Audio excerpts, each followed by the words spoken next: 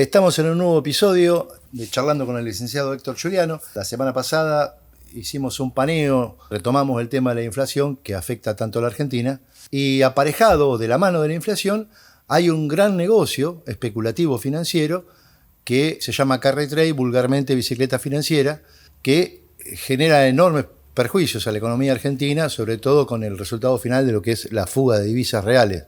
Sería importante entrar en detalles de eso para los que no entendemos acabadamente cómo es este negocio y cómo perjudica, de qué manera perjudica a la Argentina. Don Héctor, ¿le parece? Sí, cómo no. Desde ya, como siempre, te agradezco la entrevista. A ver, nosotros hemos hablado en los dos últimos programas de la inflación en cuanto a su naturaleza, en cuanto a su instrumentación y relación con las finanzas públicas.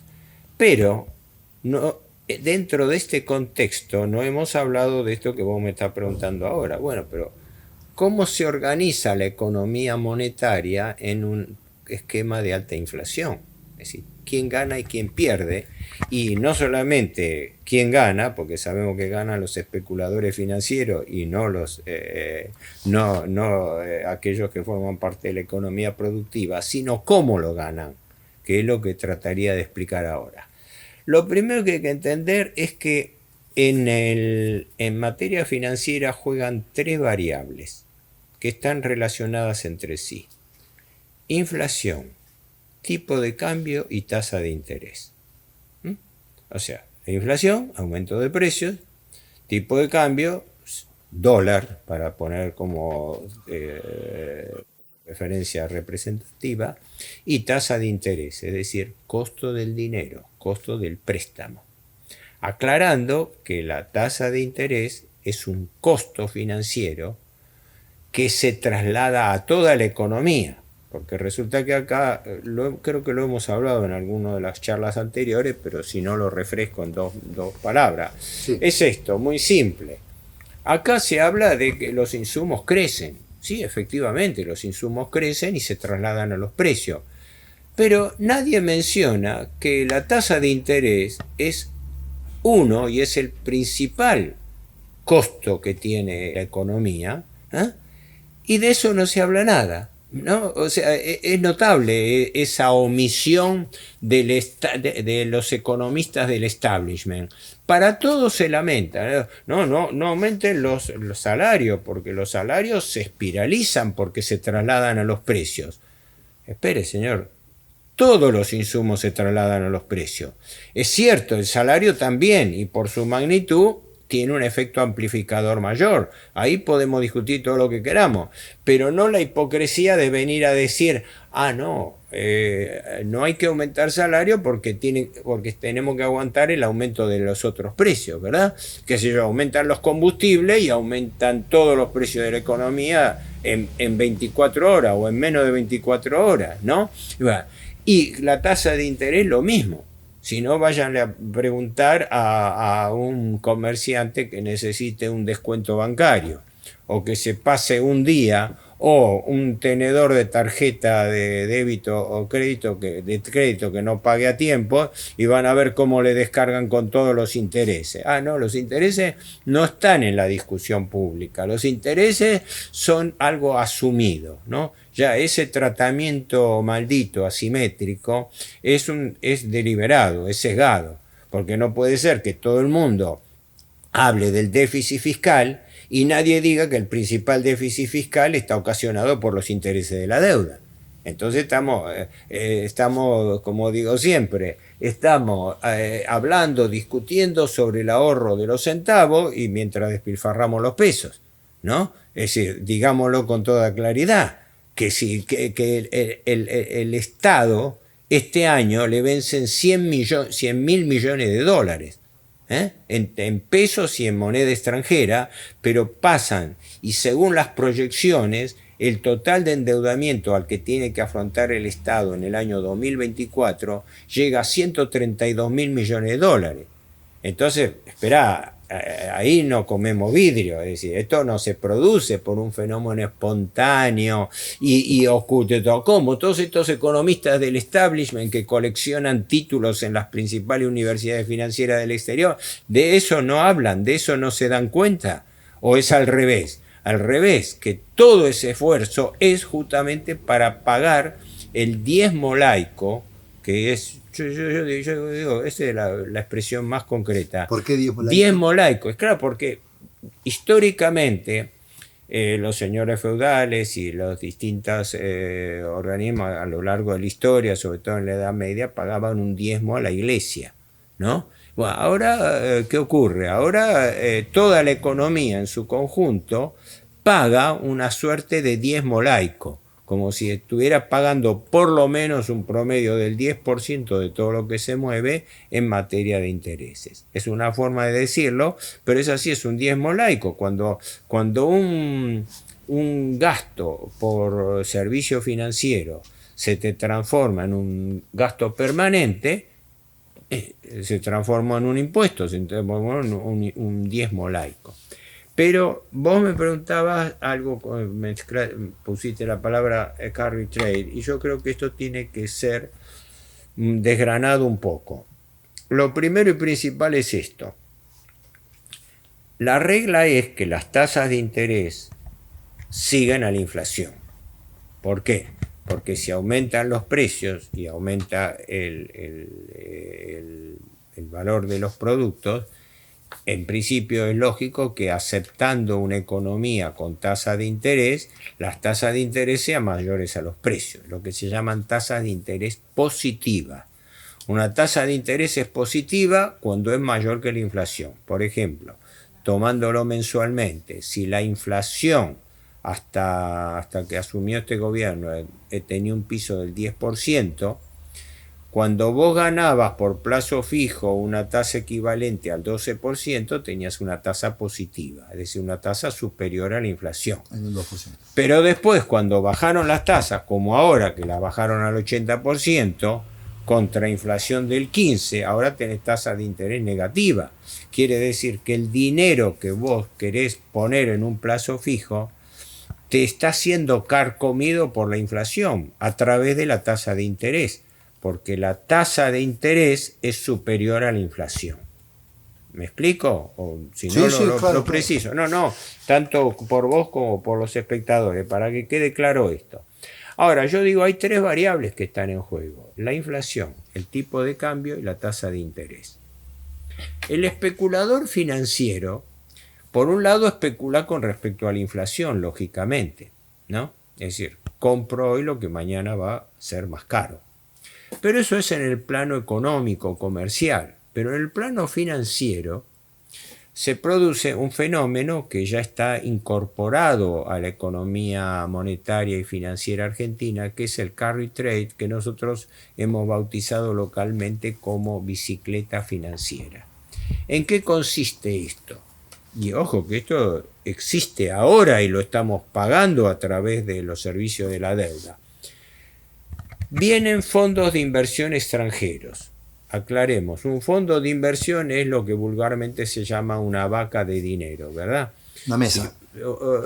Un conjunto de gente. ¿Por qué? Porque la gente que tiene capacidad de ahorro, así como lo pone en un plazo fijo individual, ¿qué ocurre? Si se juntan 10 tipos, juntan más dinero, consiguen más tasa de interés, pueden negociar mejor. Entonces, el negocio de los fondos de inversión en la Argentina y en el mundo es esto: reclutar, recoger dinero, entonces manejar una masa de dinero muy grande e ir a un banco diciéndole, mire, yo le puedo a usted depositar 1.000 millones de pesos o 1.000 millones de dólares en una sola operación. Desde ese punto de vista son las reglas de la economía financiera argentina y mundial. Pero ¿qué ocurre? En países con alta inflación como la Argentina, ese negocio se potencia. Y se potencia en una forma criminal, porque la ganancia financiera se detrae de la ganancia productiva, porque el interés es un costo. Y en consecuencia el costo financiero se va tragando el costo económico. Se va tragando los precios y se está tragando la economía productiva. ¿Cómo opera este llamado carry trade? Un fondo de inversión de capitales extranjeros, bueno, es el caso de los que operan en la Argentina: BlackRock, Templeton, PIMCO, Bueno, por lo menos creo que deben estar operando en la Argentina entre 15, 20 o más fondos de inversión. Lo que pasa es que están en el anonimato, nadie los menciona. No sabemos qué entidad financiera, qué banco local lo gestiona. Es claro, ni siquiera sabemos quiénes son los bancos colocadores del ELIC y pases pasivos, lo cual es una irregularidad mayúscula. ¿Por qué? Porque el gobierno, a través del Banco Central, lo mismo que la deuda, mantiene en secreto la titularidad de nuestros acreedores. La Argentina debe 400.000 millones de dólares por el Tesoro y debe 76 billones de pesos por el Banco Central y no sabemos a quién se lo debemos. No lo sabemos con nombre y apellido. Sabemos lo que se debe y todo. Entonces, esto es producto de la corrupción, ¿no? Porque en estos días estamos asistiendo al destape de un escándalo mayúsculo del kirchnerismo con el tema Nación Seguro, ¿verdad? Pero ¿por qué apareció ese escándalo? Porque un titular, el ex titular del ANSES, interventor Giordano, levantó la perdiz y dijo, esperen, que acá hay un negociado con los seguros. Cuando tuvimos información, se destapó el escándalo. Mientras no teníamos información, no sabíamos que había un decreto desde el año 2019-20 que lo firmó, o el 21 que lo firmó el presidente Fernández. Con la deuda pasa exactamente lo mismo y peor por su magnitud. Nadie habla de la corrupción de la deuda porque no hay una miserable información.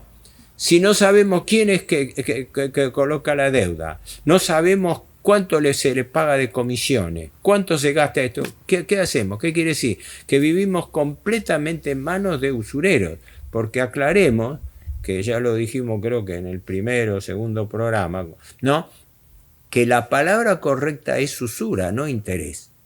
La usura es la renta del capital prestado, ¿no? Técnicamente y legalmente es así. Lo que pasa es que como la usura tiene una fundada mala fama, en lugar de hablar de usura se habla de tasa de interés. No, la tasa de interés, la tasa de financiamiento, no, la tasa de usura. La usura es el interés del capital prestado, ¿no? Pero se llama usura. Pero no me quiero ir lejos del tema del carry trade. Pero sí. Volviendo al carry trade, nuestro actual ministro de Economía, no se dedicaba específicamente a administrar parte de estos fondos de inversión, de estas mesas de dinero de la especulación. Es un endeudador serial. Primero, en la actividad privada era un broker, un colocador de bonos que comercializaba. Y en 24 horas se pasó de un lado al otro del mostrador, lo cual por otra parte es incompatible con la ley de ética pública, porque la ley de ética pública establece que nadie debe ocupar un cargo público si ha sido hasta ese momento, y no ha dejado pasar por lo menos un año, de desarrollar una actividad análoga en el ámbito privado. Y el señor Luis Caputo estuvo con una llamada consultora Anker, ¿no? Y resulta que estuvo operando y negociando y haciendo negocios en gran escala, colocando y negociando con títulos públicos. Y en 24 horas cerró la consultora y pasó él y todo su equipo a componer el Ministerio de Economía y a colocar al titular del Banco Central Bausili, que es su socio en la consultora y su amigo personal. Resulta que tanto se cacarea, y los liberales a la cabeza, tanto se cacarea con que el Banco Central tiene que ser independiente del Ministerio de Economía, y el ministro hiperliberal del gobierno anarcoliberal del presidente liberal Milei, lo primero que hace es coloca a su amigo en el Banco Central. Y nadie dice media palabra de que se está contraviniendo uno de los principios elementales de la famosa prédica liberal. No, el Banco Central tiene que ser independiente del Ministerio de Economía porque lo tiene que controlar. No, es al revés. Acá formalmente el ministro de Economía coloca, digita y le da instrucciones al titular del Banco Central. O sea, el mundo al revés. Es decir, que esto cierra redondo, cierra perfecto, porque sus clientes históricos... Cierra redondo para quienes aprovechan el negociado. Exactamente, porque con esto del secreto financiero, la no publicidad de los actos, el ignorar por completo quiénes son los tenedores de deuda interna y externa, es un drama para definirlo, es un esquema de corrupción estructural. Y yo diría también institucional, porque el gobierno es cómplice de este ocultamiento en detrimento de la transparencia en las operaciones de finanzas públicas, ¿no? Un gobierno, como todos los gobiernos, que se llenan la boca hablando de la corrupción como si ellos no fueran parte de eso. Un poder legislativo, que es el que tiene facultades constitucionales para el seguimiento y determinación de la deuda, que nunca dice nada de esto, porque el Congreso se limita a ser una escribanía del gobierno de turno y le convalida todo, como le convalidó a Macri su stand-by y después se lo ratificó el kirchnerismo. El acuerdo con los fondos buitre, que después firmó y ratificó Guzmán en el 2020, es decir, los gobiernos pasan, sean socialdemócratas como el kirchnerismo, sean liberales como Macri y el actual, pero el negociado permanece incólume. Pero no me quiero alejar de la respuesta a lo del carry trade. Sí, lo del carry trade, porque aparte ingresan estos capitales con un dólar pisado. Es decir, hicieron una mega devaluación, claro, y el dólar está pisado. ¿Cómo es el negocio? La esencia del negocio, ojo, que tiene 20.000 variantes, claro, y yo no soy un especialista en este tema. Yo soy un gran fondo de inversión extranjero. Pongamos BlackRock, ya que está acá. Pongamos PIMCO para poner casos reales. Bueno, tengo muevo una masa de dinero impresionante. Pongamos que tengo $1.000 millones, ¿no? Para ellos es nada, porque PIMCO administra en el mundo un fondo de inversión que está entre los 7 y los 9 billones de dólares. Y que involucra valores de empresas, porque ellos no son los dueños de todas las empresas, sino son de cuota parte de empresas, involucran valores de empresas que pasan los 15, 17 billones de dólares. ¿Me explico? Es decir, ellos tienen fondos propios, pero que compran capitales de distintas empresas. Por ejemplo, la gente no sabe que el 6% de las acciones de YPF son de BlackRock. Como creo que también el 5, 6, 7% de las acciones del grupo Clarín son del grupo financiero Goldman Sachs. Pero de eso nadie habla nada. O sea, uno dice Clarín, el diario, el titular Magneto, todo lo que quieran, sí, es el dueño de eso, pero ¿quién es el que realmente maneja financieramente o tiene intervención? Pero volvamos a lo de carry trade, si no, no lo vamos a poder desarrollar. El tema es así. Yo soy BlackRock. Y dentro de la gran cantidad de dinero que manejo, en nombre de mis cuotapartistas, ¿verdad? En nombre de la gente que pone allí. No sabemos quiénes son esa gente, porque los bancos, como los fondos de inversión, no dan información sobre sus clientes. Eso es secreto bancario, eso es secreto financiero. Pero vienen con $1.000 millones de dólares. ¿Qué hacen? Lo convierten a la moneda local, a pesos. Estando en pesos, se colocan acá a las tasas de interés más altas del mundo, porque en ningún país del mundo se pagan tasas de interés con un piso del 80% anual. Es claro, medidos contra la inflación son negativas, claro, pero el que viene de afuera con moneda fuerte, para él es transparente. Por eso yo vivo tratando de explicar esto, que es el ABC del negociado. Lo que le importa al especulador financiero no es la inflación local. Le interesa la relación entre tipo de cambio y tasa de interés. Claro. ¿Por qué?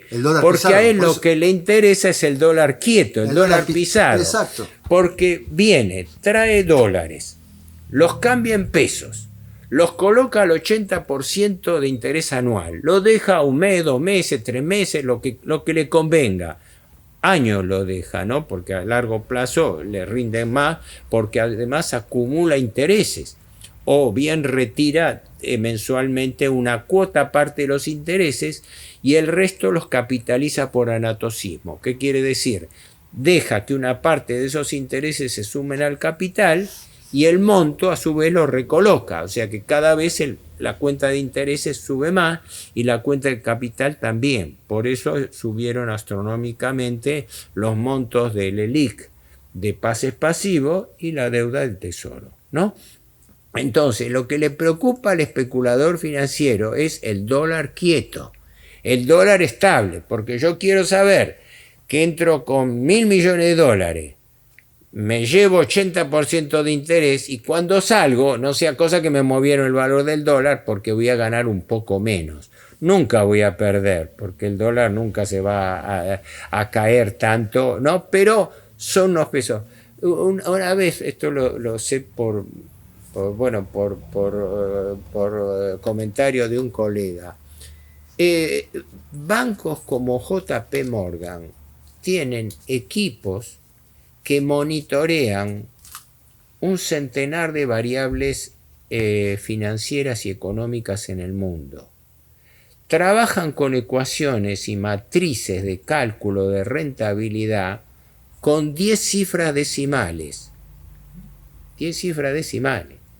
¿Por qué? Porque eso, traducido a los billones de dólares que ellos manejan, son sumas inconmensurables. Nosotros no tenemos idea. Nosotros vamos a un lugar, nos aumentan 5%, 10%, la inflación aumenta 25%, y nosotros ni tenemos idea de cómo calcular, cómo manejar esas magnitudes. Esta gente está manejando ecuaciones donde calcula al hipercentavo la ventaja, como pasa en bolsa, la ventaja de comprar y vender títulos por una fracción de minutos, donde una acción cayó, entonces a las 12 del mediodía tiene un valor, a ese valor ellos venden, porque si tienen información privilegiada, a las 2 horas esa acción va a caer más, que es el negociado de los títulos públicos. Por eso la bolsa es el símbolo de la especulación financiera. Es lo que incluso académicamente denominan la timba. Claro, porque ¿qué es la bolsa?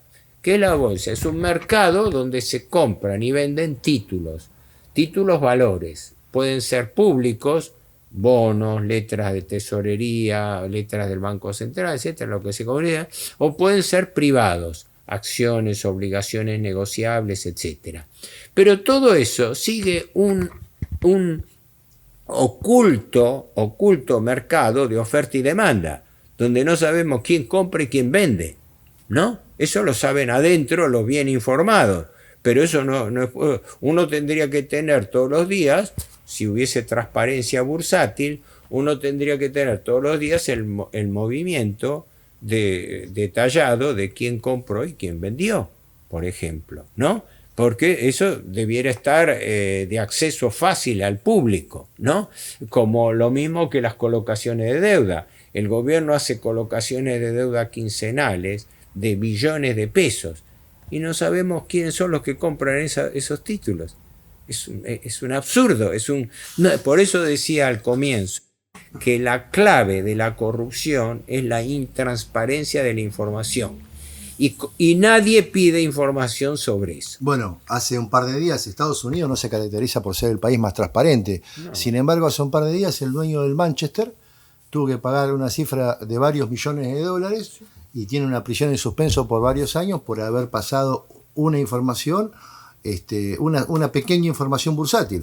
Sí. Es decir, eso acá es absolutamente imposible con el secreto. La SEC, que sería el equivalente de nuestra Comisión de Valores, es muy estricto en Estados Unidos y efectivamente aquel que se desbanda algo contablemente lo multan.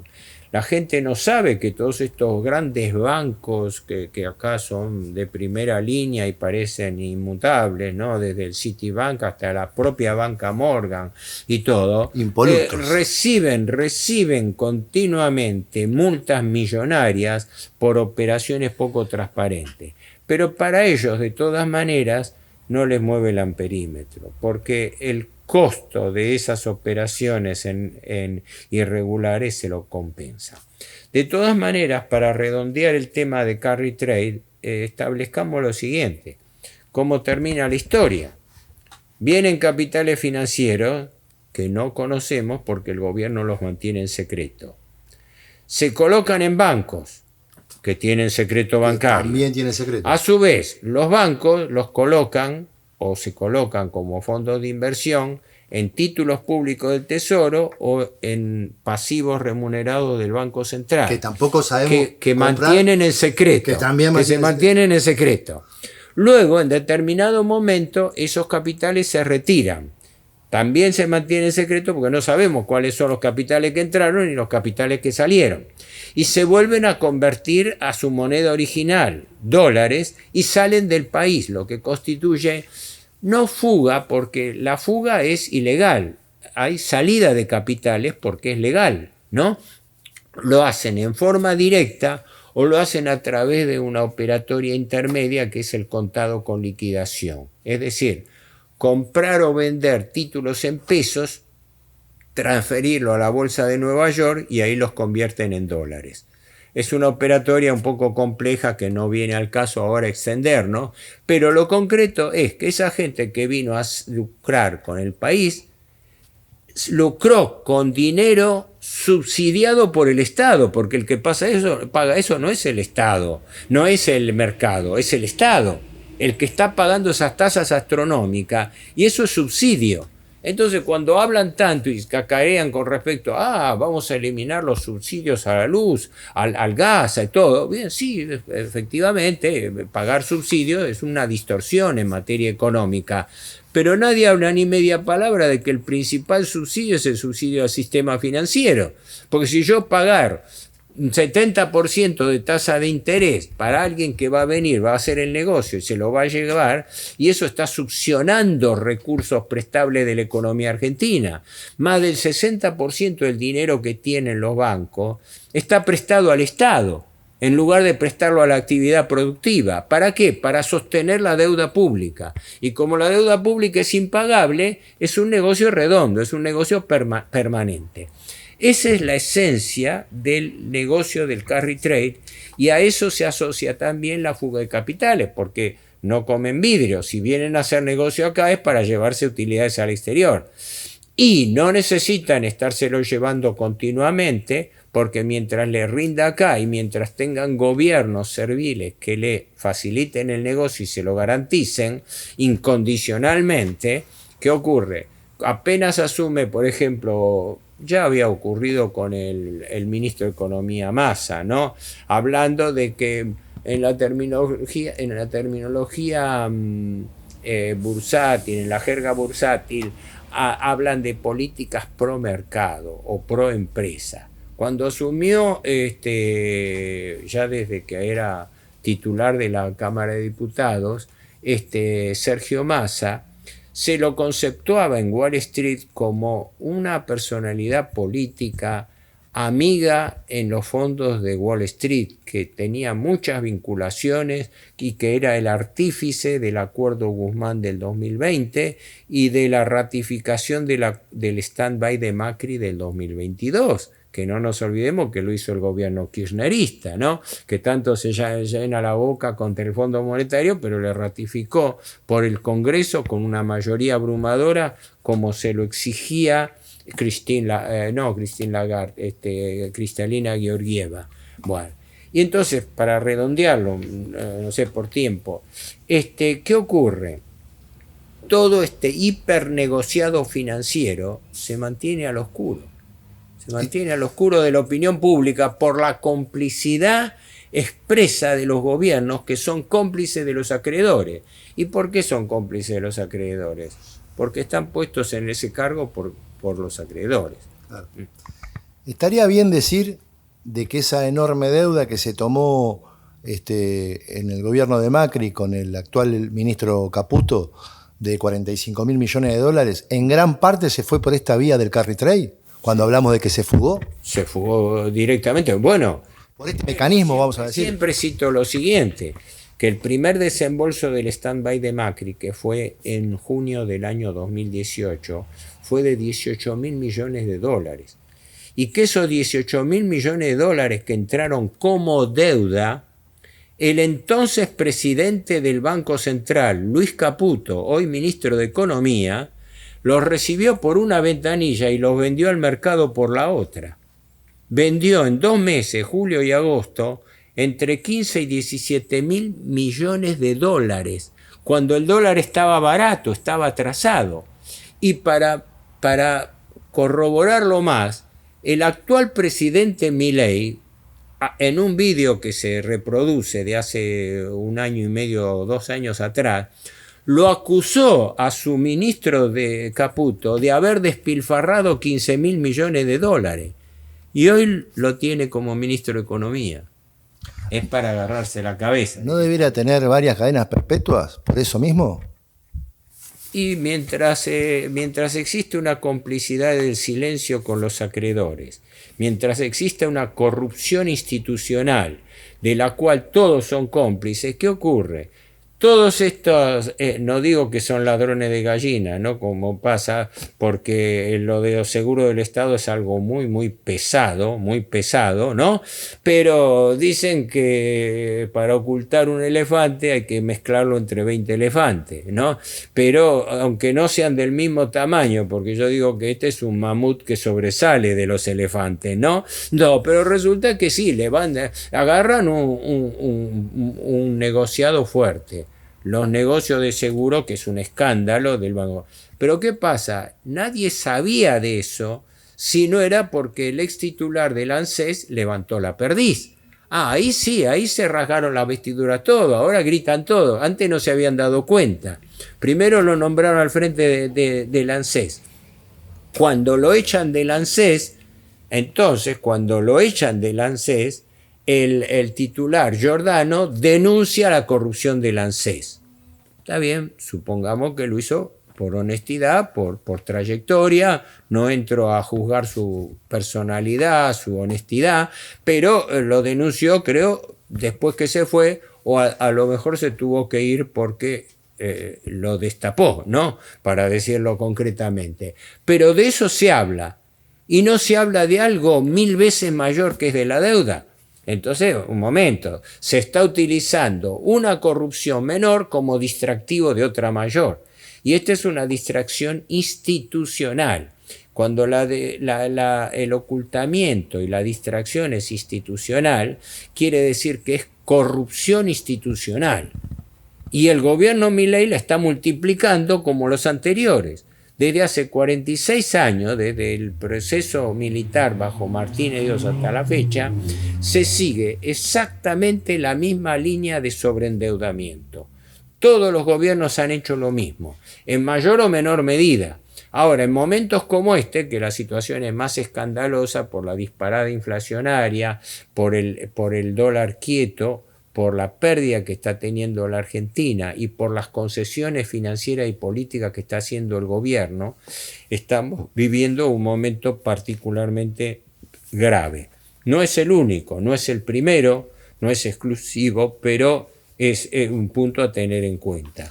Y así es como cierra, por decirlo en pocas palabras, así es como cierra el negocio permanente del carry trade. Por eso lo están diciendo hasta comentaristas económicos, están diciendo el sector financiero está descorchando botellas de champán. Mientras todo el mundo está perdiendo con la inflación, mientras están ya bajando los sueldos a la gente, cerrando empresas, se está produciendo desempleo, se está produciendo recesión, todos pierden, pero en un juego de suma cero, los sectores financieros bancarios están teniendo récord de ganancia. Que no son argentinos encima, son capitales internacionales. Hay de todo, pero desde ya no sabemos, no podemos cuantificar cuántos son argentinos y todo, pero fundamentalmente quienes son ligados al capital internacional. ¿Por qué? Porque incluso los argentinos que están metidos en esto tienen sus capitales afuera. Es como cuando pasó con la venta de dólares bajo Caputo, que se filtró una lista de 850 compradores de esos dólares. Y resulta que ahí aparecía la propia consultora de Luis Caputo, aparecían personajes como Lustó, aparecía el propio Duhovne, si no me equivoco. Entonces, ¿qué pasa? Estaban trabajando, estaban comprando dólares de los mismos funcionarios que estaban allí. No me acuerdo, pero fue publicada una lista de 850 nombres, empezando por las principales empresas, ¿no? Las principales empresas que tenían el control del manejo cambiario, porque sumas como esa no pasan desapercibidas. No sé si quedó claro esto que traté de apretar, porque lo que vos preguntabas al principio es la clave de todo. Es decir, cómo se hace el negocio financiero gracias a este desequilibrio monetario y cambiario producido por la inflación. Por eso no les interesa eliminarlo. Por eso la Argentina es un país de inflación endémica. Y si se estabiliza el tipo de cambio, aunque se llegue a lograr el objetivo de bajar la inflación, que es una esperanza, hasta ahora tenemos más inflación que antes, ¿no? Pero aunque se llegue a lograr ese objetivo, queda pendiente el negocio financiero, que el negocio financiero lo va a dar la tasa de interés, el arbitraje entre tipo de cambio y tasa de interés. Don Héctor, no sé si clarísimo. De ser lo más claro posible. No, clarísimo. Si me permite, bueno, muchísimas gracias antes que nada. Este es un tema arduo, pero a riesgo de aburrir, tengo un pariente que me dice no lo escucha Juliano porque me deprimo. Estas cosas realmente, si uno toma conciencia, se pone mal porque la fuga de la Argentina, es decir, amén de la toma de deuda, cuando nosotros recibimos no va a ningún lugar productivo, va encima a la fuga, no es que esa toma de deuda, esa capitalización en la Argentina significa la colocación de ese dinero para algo que le sirva a los argentinos. Te digo tres cosas. Primero y principal, vamos a continuar con este tema porque el tema financiero no se termina acá.